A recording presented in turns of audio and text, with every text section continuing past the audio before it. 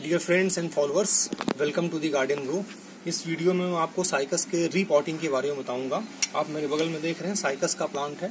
Cycas revoluta है, इसे comb plant भी कहते हैं क्योंकि कंघी के जैसी इसकी पत्तियां होती हैं। साइकस काफी प्रेस्टिजियस प्लांट है, काफी शोवी लुक इसका होता है और इसकी ग्रोथ बहुत स्लो होती है। ये 2 साल का पौधा है। जब इसको मैंने लगाया था तो सिर्फ इसमें एक ही पत्ती थी, इसको बल्बिल से मैंने ही प्रोपगेट कराया था और आज इसमें 10 से ज़्यादा पत्तियां हैं, लेकिन इसकी जो ग्रोथ है वो कहीं ना कहीं इस गमले की हाइट की वजह से रुक रही है। अब इसको हमें रीपॉट करने की ज़रूरत है। रीपॉट करेंगे तो ये रिजुविनेट कर जाएगा, एक नई एनर्जी मिलेगी इसको ग्रो करने की। इसको हम एक शैलो पार्ट में ट्रांसफ़र करने वाले हैं जिससे इसका लुक और भी बढ़ जाएगा। अब चूंकि ये प्लांट पुराना हो गया है, इसकी जड़ नीचे तक चली गई होगी और इसको हम अगर उखाड़ेंगे तो हो सकता है कि इसकी रूट डैमेज कर जाए, बट हमें इसकी रूट को बचाना है और इसकी रूट को बचाना है इसलिए हमें इस प्लास्टिक के कंटेनर को तोड़ना पड़ेगा। इस कटर से हम इसको तोड़ने वाले हैं। आप देख रहे हैं ये धूप और पानी की वजह से काफी ब्रिटिल हो गया है।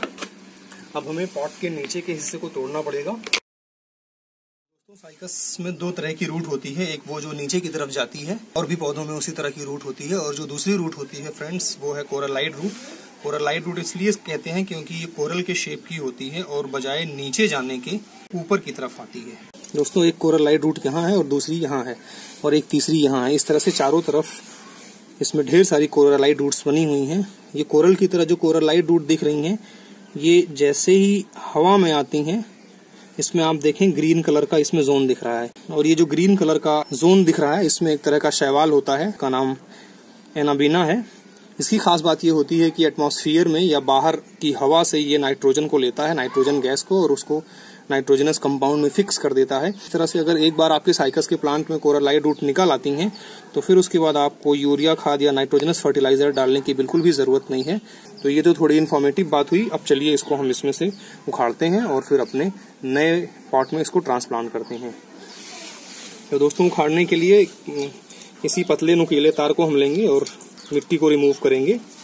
सबसे इम्पोर्टेंट स्टेप यही है, क्योंकि अगर हमने खुरपी का इस्तेमाल किया तो फिर सारी जड़ टूट जाएंगी और हमें मिट्टी को रिमूव करना है, बट जो जड़ है उसको कोशिश करना है कि इंटैक्ट रहे, वो कम से कम जड़ टूटे ताकि पौधे को हार्म ना हो। इस तरह से चारों तरफ से हम पतले नुकीले तार से या फिर आप किसी पेचकस का भी इस्तेमाल कर सकते हैं, चारों तरफ से मिट्टी को निकालना है। फ्रेंड्स, जो हमारा पॉट है जिसमें हम इसको ट्रांसफर करेंगे वो शैलो है, इसलिए नीचे का पार्ट हमें काट के निकाल देना है।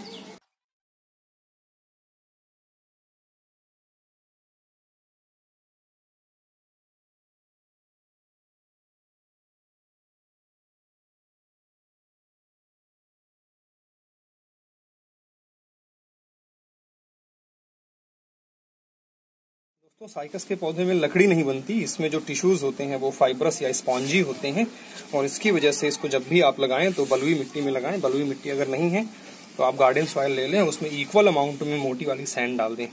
गोबर की खाद थोड़ी सी आप डालें, बहुत ज़्यादा डालने की ज़रूरत नहीं है क्योंकि गोबर की खाद की बहुत ज़रूरत इसको नहीं है। और नाइट्रोजनस फर्टिलाइज़र भी जब एक बार इसमें कोरलाइट रूट बन जाएंगी तो फिर नाइट्रोजनस फर्टिलाइजर की भी डिपेंडेंसी खत्म हो जाएगी। साइकस की जो पत्तियां होती हैं वो ज्योमेट्रिकल अरेंजमेंट में होती हैं, उसकी वजह से इसकी पत्तियों की खूबसूरती और बढ़ जाती है। इसका प्रोपगेशन सीड्स के थ्रू भी होता है और आमतौर पर जितने भी नर्सरी वाले इसको प्रोवाइड करते हैं वो कहीं ना कहीं इसके बल्बिल से ही ग्रो कराया हुआ होता है। आप अगर हमारे इस चैनल पे नए हैं तो चैनल को सब्सक्राइब करें और ढेर सारी ऐसी वीडियो पा जाएंगे जिनमें कई सारे प्लांट के प्रोपगेशन के बारे में हमने अलग अलग वीडियो बनाया है। इवन साइकस के प्लांट को भी किस तरह से हम मल्टीप्लाई कर सकते हैं इसका भी वीडियो अवेलेबल है, आप जरूर देखें। फ्रेंड्स, हमारे पॉट के वॉल्यूम का साइकस तैयार हो गया है। अब इसको हम अपने पॉट में रखेंगे।